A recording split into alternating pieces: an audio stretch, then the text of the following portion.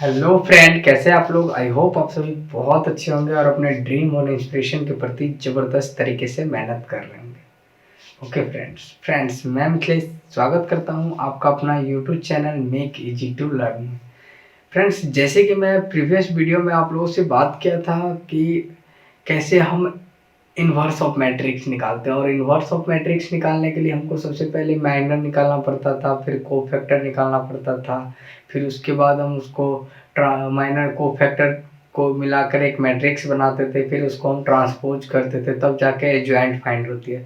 फिर एडजॉइंट निकाल के फिर हमको उसको डिटर्मिनेंट से डिवाइड करके फिर हम उसका इन्वर्स निकालते थे। ओके फ्रेंड्स, तो हम सबसे बड़ा प्रोसेस इसमें देखें कि हमको एडजॉइंट निकालने में काफ़ी प्रॉब्लम फेस करनी पड़ी। ओके फ्रेंड्स, तो आज हम आप लोग को एक एडजॉइंट निकालने का एक शॉर्टकट ट्रिक आप लोग को बताने जा रहा हूँ। ये काफ़ी इंटरेस्टिंग है। इसको आप लोग कोई भी कम्पिटिटिव एग्जाम में जहाँ पे एडजॉइंट निकालना है, जैसे कि इन्वर्स निकालना रहेगा और कहीं भी एडजॉइंट से रिलेटेड कोई भी प्रॉब्लम आएगा, तो वहाँ पे आप लोग अच्छे से इस ट्रिक को यूज कर सकते हो। तो ओके फ्रेंड्स, हम इसका यूज करते हैं। तो फ्रेंड्स, हम जैसे कि पिछले क्लास में जो क्वेश्चन दिए थे उसी को लेते हैं। ओके फ्रेंड्स, तो फ्रेंड्स हम ताकि मतलब वेरीफाई हो सके कि जो मेरा जो ट्रिक है वो सही है कि नहीं, कि आप जो पिछले क्लास में जो हम यूज किए थे उसी के रिगार्डिंग। ओके, जो फ्रेंड्स आज फर्स्ट टाइम वीडियो पे देख रहे हैं उससे ये रिक्वेस्ट है कि पिछले वाली एक एक लेक्चर जो स्टार्टिंग से अभी तक जो है वो सारा लेक्चर देख लीजिएगा, ताकि आप लोगों को पूरा ए टू जेड क्लियर हो जाए। ओके फ्रेंड्स, तो फ्रेंड्स हम एग्जाम्पल लेते हैं। ओके, तो एग्जाम्पल आपका हो गया कि मैट्रिक्स था 2 4 6 7 2। एक मिनट फ्रेंड्स, मैट्रिक्स आपका था 2 एक सेकेंड 2 4 6 7 2 5 7 2 5 एंड 3 2 1। ओके फ्रेंड्स, ये था। इसको हमको इन्वर्स निकालना है। ओके, तो इसको हम शॉर्टकट तरीके से कैसे इसका एडजॉइंट निकालते हैं वो आप देखते हैं। ओके फ्रेंड्स, तो फ्रेंड्स आपको कुछ भी नहीं करना है, इसको सिंपली वही लिखना है जैसे इसका शॉर्टकट तरीका यहाँ पे जैसे आप देख रहे हो। इसका शॉर्टकट तरीका है तो 2 4 6 7 2 5 3 2 1। ओके फ्रेंड्स, सिमिलरली कुछ भी नहीं करना है। ये जो फर्स्ट वाली रो है उसको फिर से दोबारा यहाँ पे लिखना है 2 7 3, और फिर इसको सेकेंड वाली रो को भी इसको यहाँ से इसको यहाँ पे लिखना है और इसको यहाँ पे लिखना है। ओके फ्रेंड्स, फिर इसको हमको लिखना है तो ये हो जाएगा 4, फिर हो जाएगा आपका 2 और ये हो गया 2। ओके फ्रेंड्स, फिर आप क्या करना है कि ये वाली को यहाँ पे लिखना है कि ये टोटल एलिमेंट है इसको यहाँ पे, तो ये आपका हो गया 2 4 6 2 4। ओके फ्रेंड्स, और फिर इसको ये नीचे वाले को फिर यहाँ पे लिखना है। ओके, तो ये आपका ओवर हो गया 7 2 5 7 2। ओके फ्रेंड्स, तो इसको आप लोग अच्छे से एक बार हम इसको, ये तो हो गया कि ऐसे करके लिखना है। अब इसको हम अच्छे से लिख लेते हैं। तो ये आपका हो गया 2 4 6 2 4। ओके फ्रेंड्स, ये हो गया 7 2 5 7 2, ये हो गया 3 1 3 2 1, ये हो गया 3 2। ओके फ्रेंड्स, फिर उसके बाद हो गया 2 4 6 2 4, और उसके बाद है 7 2 5 7 2। ओके फ्रेंड, तो ये आपका ओवरऑल ये बन गया। ओके, अब हमको यहाँ पे इसका डिटर्मिनेंट निकाल, मतलब इसका देखते हैं कि कैसे हम इसको एडजॉइंट निकालते हैं। तो ओके फ्रेंड, तो सिंपली हमको इसमें कुछ नहीं करना, इसमें ये करना है अपना कि ये वाले एलिमेंट और ये वाले एलिमेंट जितने हैं फर्स्ट रो और फर्स्ट कॉलम इसको कैंसिल मार देना। ओके, अब हमको यहाँ से क्या करना है कि ऐसे करके निकालना है। ओके, ऐसे करके और ऐसे करके। ओके, फिर ऐसे करके और ऐसे करके, फिर ऐसे, फिर ऐसे, सिमिलरली फिर ऐसे, फिर ऐसे। ओके, सिमिलरली फिर ऐसे, फिर ऐसे, फिर ऐसे करके जाएंगे, फिर ऐसे करके जाएंगे, फिर आपका यहाँ से ऐसे करके, फिर ऐसे, फिर आपका ये ऐसे, ये ऐसे, ये ऐसे और ये ऐसे। ओके फ्रेंड, तो इसको इस तरह से फाइंड करना है। तो फ्रेंड्स हम वन बाय वन करके इसको कैसे लिखते हैं, ओके। तो हम यहाँ पे आप लोग को दिखाते हैं, ओके। तो ये आपका एक ये बनेगा, मतलब मैट्रिक्स बनेगा। तो फ्रेंड्स हम इस दोनों को मल्टीप्लाई करेंगे तो ये आपका हो जाएगा, ये आपका हो जाएगा 2 1 जा 2 और 5 2 इंटू हो गया, ये हो गया 2 माइनस 10, ओके फ्रेंड्स। फिर इसका करेंगे तो 5 3 हो गया 15 माइनस 7, फिर इसका करेंगे तो ये हो गया आपका 14, 7 दूनी 14 और 2 तिया 6, ओके। फिर सिमिलरली इसमें आएंगे तो ये हो गया 6 2, ये आपका हो जाएगा 6 2 12 और माइनस 4, ओके। 12 माइनस 4, फिर इसका करेंगे तो ये हो गया आपका 1 माइनस 2 माइनस 18, फिर इसका हम करेंगे 3 4 हो गया 12 माइनस 4, ये हो गया 12 minus, okay 12 minus 4, okay friends. फिर सिमिलरली इसका देखेंगे तो 5 चौके 20 माइनस 12, फिर इसका देखेंगे 6 7 42 और 5 दूना 10, ओके। तो इसका देखेंगे तो आपका हो जाएगा 42 माइनस 10, फिर इसका देखेंगे 2 दूनी 4 माइनस 28, तो ये हो गया 4 माइनस 28, ओके फ्रेंड्स। अब इसको हम सॉल्व करके यहाँ पे लिख लेते हैं, ओके।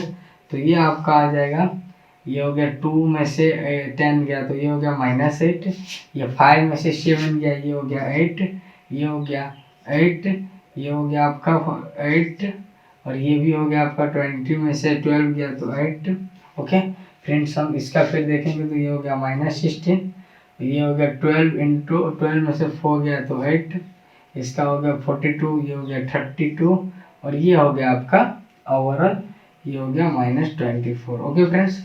तो ये आपका निकल गया। अब इसको कुछ नहीं करना है, अब इसको एडजॉइंट निकालने के लिए हमको क्या करना रहेगा कि इसका ट्रांसपोज निकालना है। तो सिंपली हम इसको यहाँ पे कर लेते हैं। तो इसका एडजॉइंट निकालने के लिए क्या करना पड़ता है, एडजॉइंट ऑफ ये ए मैट्रिक्स है, तो सिंपली हम एडजॉइंट ऑफ ए निकालने के लिए कुछ भी नहीं, ये जो मैट्रिक्स है इसका हम क्या करेंगे, ट्रांसपोज निकाल देंगे। तो इसका ट्रांसपोज निकालने के लिए क्या होगा, रो को कॉलम और कॉलम को रो में कन्वर्ट करना है, ओके फ्रेंड्स। तो इसका हम देख लेते हैं। तो इसको हम क्या करेंगे, ये फर्स्ट रो है तो इसको फर्स्ट कॉलम में लिख लेंगे, राइट। इसमें तो कोई फर्क नहीं पड़ेगा क्या कि दोनों का एलिमेंट सेम है। सेकेंड रो को सेकेंड कॉलम में 8 माइनस 16, ये हो गया आपका 32, ओके सॉरी ये हो गया 8 माइनस 16 और ये हो गया आपका ये सेकेंड रो, ये हो गया 8। फिर थर्ड रो को तो ये 8, ये हो गया आपका 32 और ये हो गया -24, ओके फ्रेंड्स। तो ये ओवरऑल लगा के आपका एडजॉइंट हो गया। तो सबसे ये शॉर्ट तरीका था कि कैसे एडजॉइंट फाइंड करते हैं। तो फ्रेंड्स हम इसको एक बार और से रिवीजन करवा देते हैं कि कैसे फाइंड किए। तो सपोज दैट मान के चलिए कोई आपका मैट्रिक्स दिया हुआ है, ओके। अब इसका एडजॉइंट निकाल, तो सिमिलरली हमको कुछ नहीं करना है, जो फर्स्ट कॉलम वाले एलिमेंट है उसको दोबारा मतलब C4 में लिख देना है। तो वही 273 जो था उसको हम 273 लिख दिए। फिर सेकेंड जो है उसको यहाँ पे लिख दिए 422। फिर हम क्या करेंगे, ये फर्स्ट वाली को यहाँ पे मतलब जो टोटल एलिमेंट जो हो जाएगा 2 एलिमेंट ऐड करके भी 5 एलिमेंट, उसको हम क्या करेंगे यहाँ पे लिखेंगे। फिर ये नीचे वाले को यहाँ पे लिखेंगे। फिर हम क्या करेंगे कि इसमें कुछ नहीं कि फर्स्ट वाले जितना भी फर्स्ट रो में और फर्स्ट कॉलम में जितना भी एलिमेंट है उसको कट कर देंगे। और फिर हमको सेकेंड को क्या करना है कि क्रॉस मल्टीप्लिकेशन ये करके और इसका हमको ये वैल्यू निकालना है। फिर ये आपका जो वैल्यू जैसे ये हो गया तो यहाँ के लिए ये हो गया, तो यहाँ के लिए ये हो गया, तो इसको जैसे जैसे है रो में उसको सजा हुआ वैसे वैसे उसको लिख देंगे। और फिर इसको हम क्या करेंगे, इसका ट्रांसपोज निकाल देंगे, तब ओवरऑल जाके एडजॉइंट निकालता है। तो फ्रेंड्स हम जैसे कि प्रीवियस क्लास में आप लोग को देखे थे कि जैसे प्रीवियस क्लास में आप लोग को बताए थे कि एडजॉइंट निकालने के लिए कितना सारा प्रॉब्लम करना पड़ा था। सबसे पहले मैट्रिक्स था तो उसका माइनर निकालते थे, फिर उसका कोफैक्टर निकालते थे, फिर उसके बाद मतलब एक एक एलिमेंट का मतलब कोफैक्टर निकालते थे, फिर उसके बहुत मतलब काफ़ी लेंदी हो जाता था। बट ये शॉर्ट तरीका है कि हम तो बताए तो इतना टाइम लगा, बट आप लोग इसका यूज करोगे तो 1-2 प्रैक्टिस हो जाएगा तो आप 1 से 1.5 मिनट में आपको इसको अच्छे से कर सकते हैं। तो ओके फ्रेंड्स, तो चलिए हम आप देखते हैं। और इसके बाद जैसे कि एडजॉइंट हो गया तो फिर हम इसके सहायता से इन्वर्स फाइंड कर सकते हैं। तो इन्वर्स हम यही क्वेश्चन का तो पिछले क्लास में किए ही थे और इतना एडजॉइंट आया था उस क्लास में भी और इसमें भी आया। ओके फ्रेंड्स, तो चलिए हम अब देखते हैं कि properties of inverse. Okay friends, तो देखते हैं सम प्रॉपर्टीज ऑफ इनवर्स।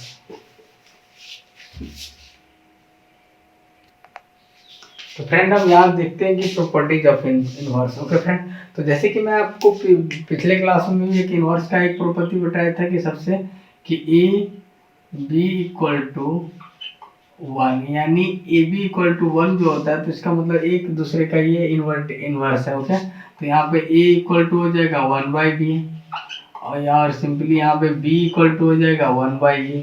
तो इसको बोलते हैं invertible law of matrix. Okay, invertible law of matrix.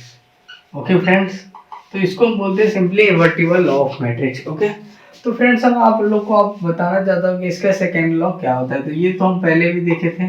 Okay, तो सेकेंड लॉ ये होता है कि जैसे कि मान के सपोज ए एंड बी, आप लोग अच्छे से नोट भी करते जाइएगा, A and B are non singular matrix, क्योंकि आपको पता ही है कि सिंगुलर मैट्रिक्स का कभी भी इन्वर्स नहीं निकल सकता। ओके, तो नॉन सिंगुलर मैट्रिक्स ये कंडीशन रहेगा ही रहेगा, जिसका इन्वर्स निकलेगा उसका न, तो ये हो गया non singular matrix. Okay, then पहला ये कहता है कि जैसे कि मान के चलिए इसका हम क्या करेंगे, तो इसका तो इन्वर्टिबल मैट्रिक्स हो जाएगा, नॉन सिंगुलर होगा तभी तो नॉन सिंगुलर मैट्रिक्स होगा तो वो इन्वर्टिबल हो जाएगा। तब हम क्या करेंगे, इसका इन्वर्स निकालेंगे। ओके, तब ए का इन्वर्स हम निकालेंगे तो ये निकल जाएगा, बट इसका पुनः इन्वर्स निकालेंगे तो ये आपका हो जाएगा ए हो जाएगा। ओके फ्रेंड्स, जब इन्वर्स का इन्वर्स निकालेंगे तो इसको हम सिंपली ए बोलते हैं। अब हम देखते हैं थर्ड लॉ इसका कि रिवर्सिबल लॉ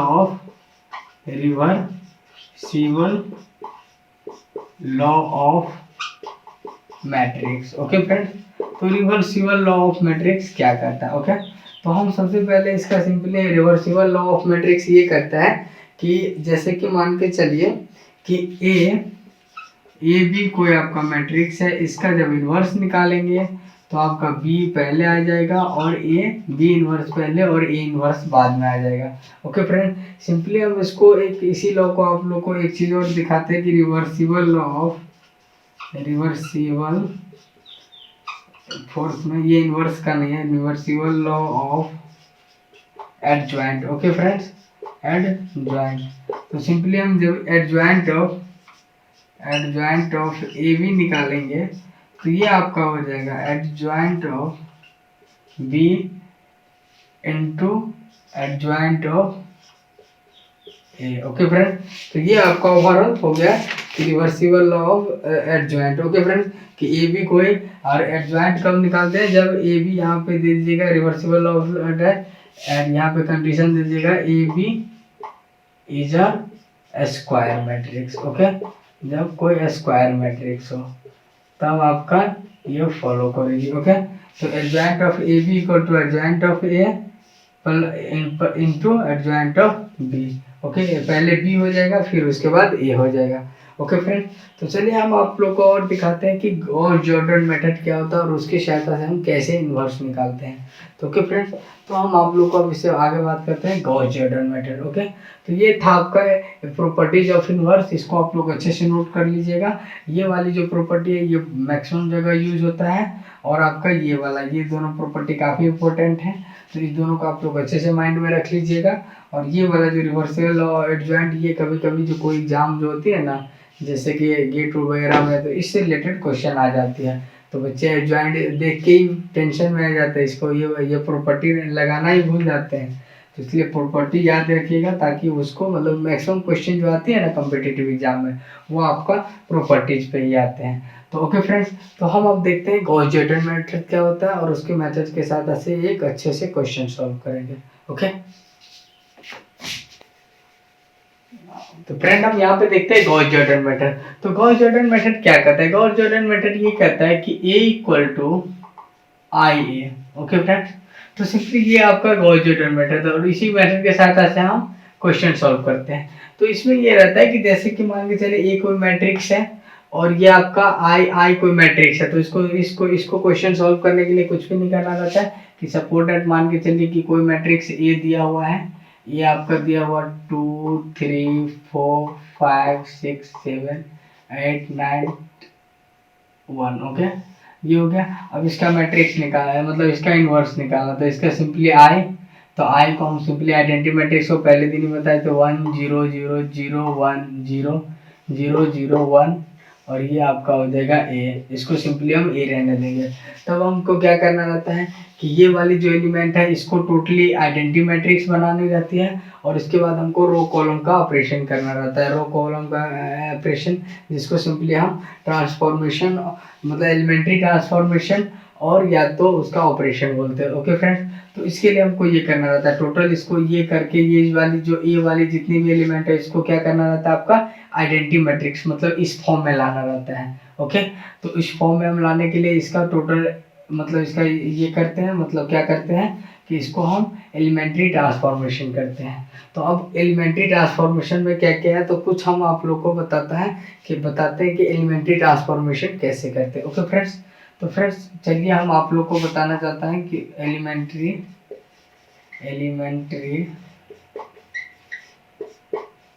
ट्रांसफॉर्मेशन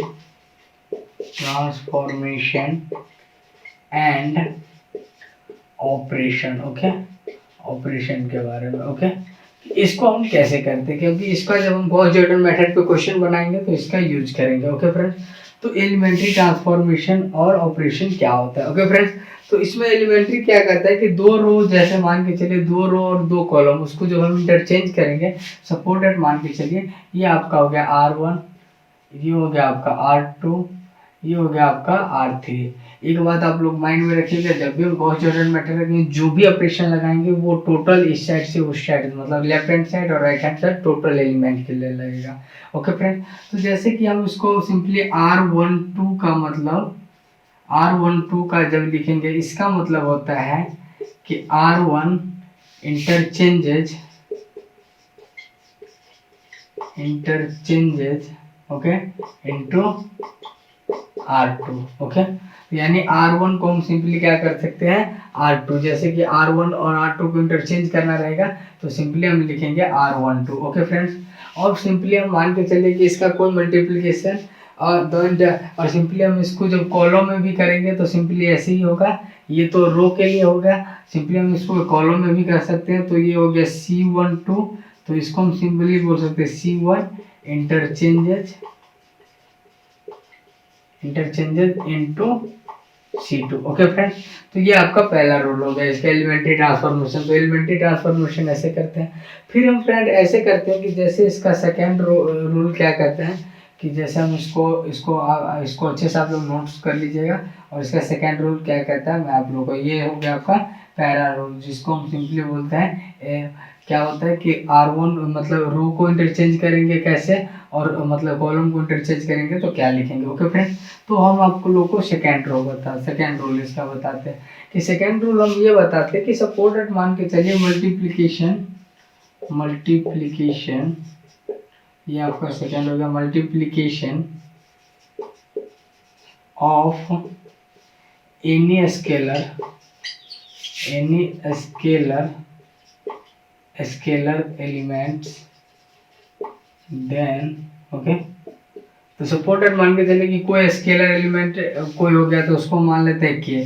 तो जैसे कि हमको मान के चलिए कि R1 का ऑपरेशन करना रहता है, तो R1 टेंस टू, जैसे R1 है तो R1 यहाँ पे 2 है और इसको हमको मान के चलिए 5, इसको हमको क्या करना है 1 बनाना है। ओके, तो इसको सिंपली हमको 1 बनाने के लिए क्या करना पड़ेगा, जैसे मान के चलिए कि इसको क्या करना है R1 प्लस इसको क्या करना है कि 2 बनाने का मतलब 2 में से 1 घटाएंगे तब हो जाएगा। तो इसको क्या करेंगे plus R2 into 1/5। Okay, sorry यहाँ पे माइनस लगाएंगे।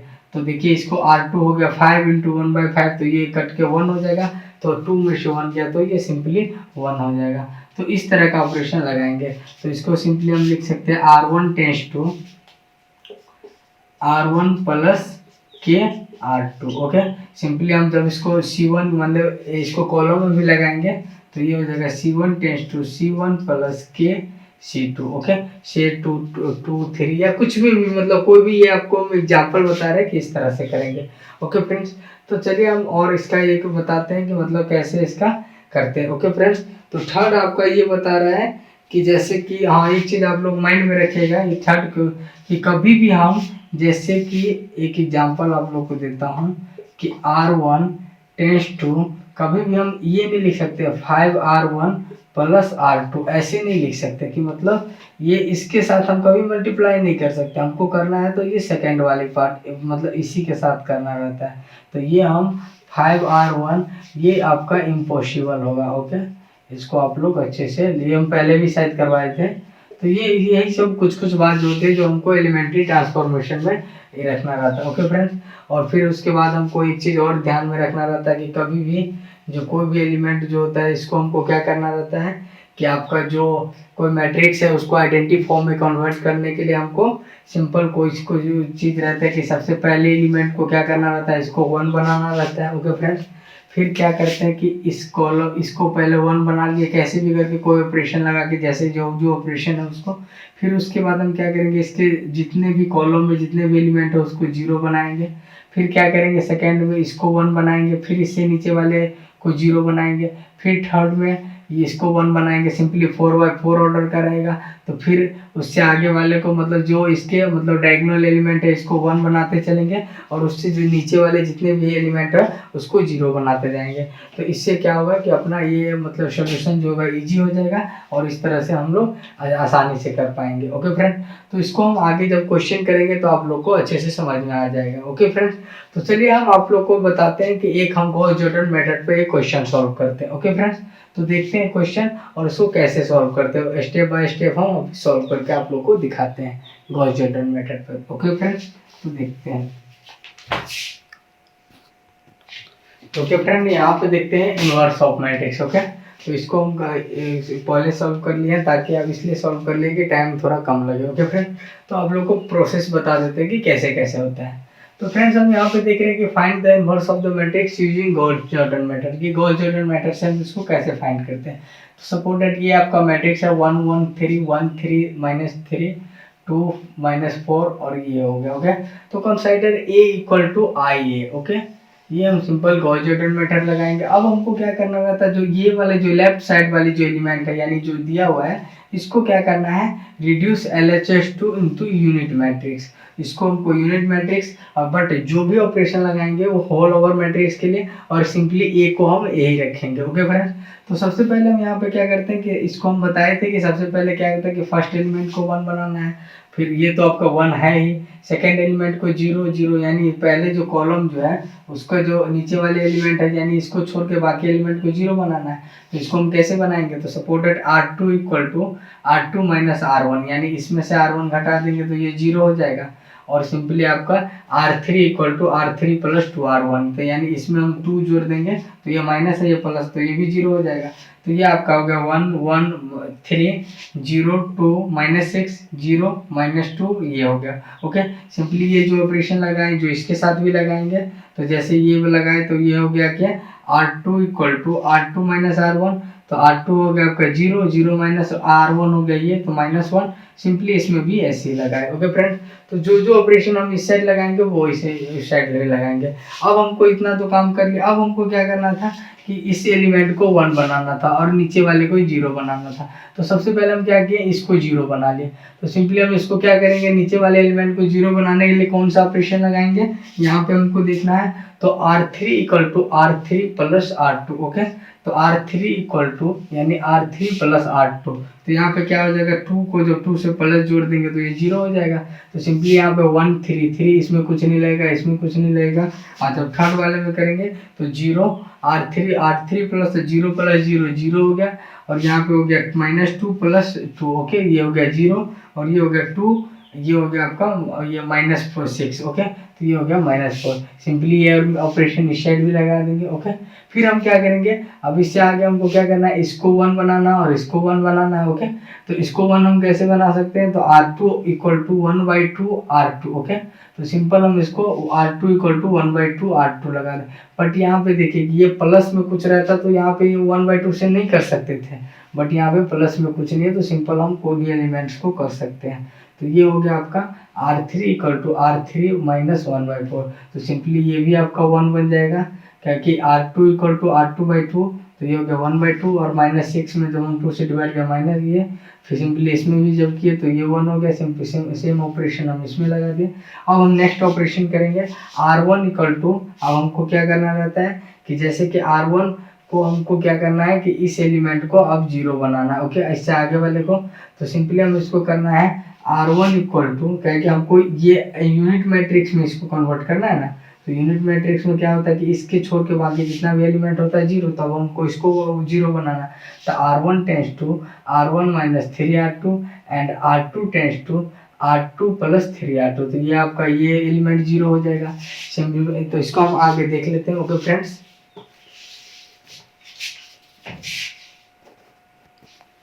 तो फ्रेंड्स हम नेक्स्ट ऑपरेट यहाँ पे करते हैं। इसको ऑपरेट ये करते हैं R1 tends to R1 - 3R1, क्योंकि हम यहाँ पे देख रहे हैं कि R1 में जो बाकी एलिमेंट है इसको हमको क्या करना है, R1 tends to R1 - 3R1 यानी इसको 0 बनाना है, और ये R2 टेंड्स टू R2 + 3 यानी इसको भी 0 बनाना है। तो एक दूसरे में ये लगाएंगे तो ये आपका 0 हो जाएगा। तो सिंपली हम यहाँ पे देख रहे हैं 1 1 R1 यानी 3R1। तो ये हो गया 3 - 3R1। ओके, इसको जब हम ये करेंगे तो ये आपका हो जाएगा। ओके, तो ये सॉरी R1 - 3R3, हाँ ये R3 हो गया। और इसको सिंपली हम जब R2 + 3R2, तो ये आपका हो गया ये। तो ये ओवरऑल आपका 0 0 हो गया ये दोनों एलिमेंट। फिर इसको इस सेम ऑपरेशन इस साइड भी लगाएंगे, तो आपका कैलकुलेशन नहीं करना चाह रहे हैं क्योंकि ये टाइम ज़्यादा इन्वेस्ट हो जाएगा, बट आप लोग इसको अच्छे से कैलकुलेशन कर लीजिए, बट प्रोसेस यही लगाना। ओके फ्रेंड, सिंपली हम इसको आप देखना है कि आप सारा एलिमेंट तो अपना 0 हो गया। अब हमको क्या बनाना है, क्यों डायगोनल छोड़ के कौन सा एलिमेंट रह गया, तो ये वाले एलिमेंट। तो इसको 0 करने के लिए हमको क्या करना है, तो सिंपली हमको R1 tends to R1 - R2 लगाना है। तो इसको हम सिंपली ये लगा दिए तो 1 0 0, ये हो गया 0 1 0, बाकी में कोई फर्क नहीं पड़ेगा। सिंपली यहाँ पे भी करेंगे तो ये हो गया 7/4 -5/4। तो 7, ये हो गया आपका 7/4 -5/4, तो माइनस और माइनस ये हो गया प्लस, तो 7 12/4, तो ये हो गया 12/4 यानी 3। तो यहाँ पे 3 आ रहा है ना। तो सिंपली और प्रोसेस ऐसे ही है लगाएंगे। ओके फ्रेंड, तो इसको ये 1 हो गया, ये 3/2 हो गया, फिर ये -5/4 हो गया ये। अब हमको क्या करना है, ये आपका आइडेंटिटी मैट्रिक्स है, तो इसको हम सिंपल I लिख सकते हैं। और ये जो इस साइड है इसको हम क्या करेंगे, डिवाइड में लिख देंगे। ओके, और ये आपका हो जाएगा 3 1 3/2 -5/4 -1/4 -3/4, ये हो गया -1/4 -1/4 -1/4। तो ये आपका हो गया ओवरऑल इसका, क्योंकि 1/a यानी हमको सिंपली इसको a का पावर -1 लिख सकते हैं, जो नीचे है उसको ऊपर ले गए। तो ये आपका ओवरऑल इसका आंसर हो गया। तो फ्रेंड्स ये बहुत थोड़ा छोटा था, इसलिए हम इसको 1 बाय 1 करके कैलकुलेशन करते हैं। तो सिंपली हमको इस पर कुछ नहीं करना है, इसमें यही काम करना है कि ओनली फॉर हमको ऑपरेशन पे ध्यान देना है कि ऑपरेशन कैसे करना है। तो ये सिंपल सी ऑपरेशन पे ही, मतलब जो गॉस जॉर्डन मेथड रहता है ना, उसका फंडा इतना ही है कि फ्रेंड्स A = IA रहता है। ओके, तो ये I को आइडेंटिटी मैट्रिक्स, इस मैट्रिक्स को सिंपली वही छोड़ देते हैं, और ये जो मैट्रिक्स रहता है इसको रिड्यूस करके आइडेंटिटी मैट्रिक्स बनाना रहता है, ताकि इस मैट्रिक्स को हम इस साइड लाएं तो ये इन्वर्स के फॉर्म में बन जाए। और ये जितना एलिमेंट इसको जब हम I को जो मान के चलिए, उसको जब इसको I बनाने में जैसे जो मैट्रिक्स बन जाती है तो वो आपका इन्वर्स हो जाता है। तो ये काफ़ी ईजी मेथड है, और इसके मेथड के साथ से हम काफ़ी अच्छे, मतलब इससे आपको जो यूनिवर्सिटी वाली एग्ज़ाम होती है तो वहाँ पे एक 4 नंबर का क्वेश्चन आता ही आता है। ओके फ्रेंड्स, तो गॉस जॉर्डन मेथड काफ़ी अच्छा है, आप लोग को समझ में आ गया होगा कि फुल्ली ये ऑपरेशन पे आधारित है। ओके फ्रेंड्स, तो आज के लिए बस इतना ही, आगे हम नेक्स्ट क्लास में करेंगे। ओके, तो आप लोग से एक ही रिक्वेस्ट है कि प्लीज़ इस चैनल को लाइक करो, सब्सक्राइब करो और मैक्सिमम अपने फ्रेंड के पास शेयर करो, ताकि वो सब भी इस वीडियो का बेनिफिट उठा सके और अपना स्टडी कंटिन्यू कर सके। ओके फ्रेंड्स, तो नेक्स्ट क्लास में हम इससे आगे बात करेंगे। तो आज के लिए बस इतना ही। Thank you, bye, take care and have a nice day. Okay friends.